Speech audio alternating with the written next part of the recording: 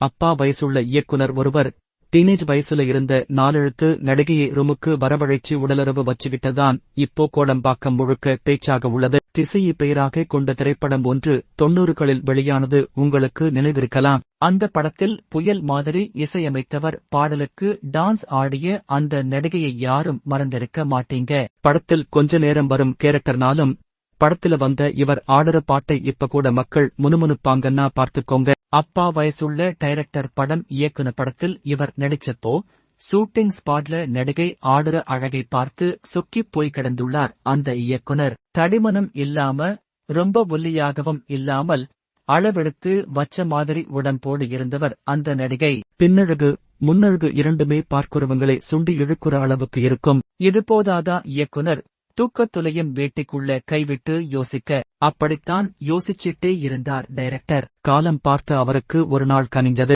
நடிகை முடியை செயல் பண்ண ஒரு லேடி ஸ்டைலிஸ்ட் வந்திருக்காங்க. அவங்க முடியை திருத்திட்டு இருந்தப்போவே அதே பங்களாவில் மேல் மாடியிலிருந்த டைரக்டர் நாலெழுத்து நடிகை பெயரை சொல்லி கூப்பிட்டிருக்காரு. நடிகையும் ஏதோ நடிப்பு சொல்லித் தர கூப்பிடுறாரு போலன்னு தனியாவே மாடிக்கு போனாங்களாம். உள்ளே போனதும் சட்டுன்னு கதவை பூட்டிட்டு இயக்குனர் இந்த நடிகை கூட உறவு வச்சுக்க ஆரம்பிச்சிட்டாராம். கத்துனா பட வாய்ப்பு போயிருமோன்னு தயக்கம் ஒரு பக்கம், முதல் முறையாக ஆம்பிளை தொடர்தால கூச்சம் ஒரு பக்கம்.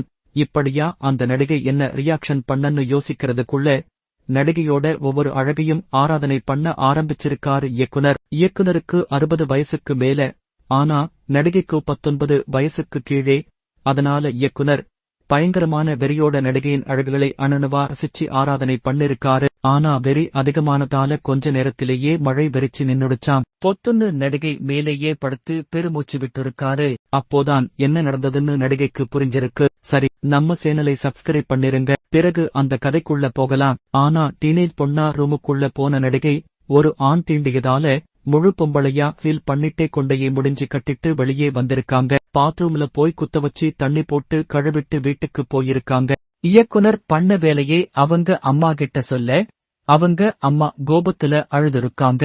இன்னைக்கு பார்த்து நான் ஷூட்டிங் வராமல் இருந்துட்டேனே, வந்திருந்தா நடக்க விட்டிருக்க மாட்டேன்னு சொல்லியிருக்காங்களாம் அவங்க அம்மா. ஆனால் சில டைரக்டர்கள் நடிகையையும் அவங்க அம்மாவையும் ஒரே பெட்ட பக்கத்துல படுக்க வச்சு வேலை சொல்லிக் கொடுக்கறதும் உண்டு. அப்படி பண்றதுல அவங்களுக்கு ஒரு சந்தோஷமாம். 2 மாட்டு வண்டில போகிறதுக்காக ஸ்பெஷல் மாத்திரையும் போடுவாங்களாம். அதனால என்னதான் நாலெழுத்து நடிகை அம்மா அழுதாலும் இயக்குனர் முடிவு பண்ணிட்டா எப்படியும் பழுக்க வச்சிருவாருன்னு சொல்றாங்க ஷூட்டிங் வட்டாரத்துல. இப்போ நடிகைக்கு கல்யாணமாகிடுச்சு.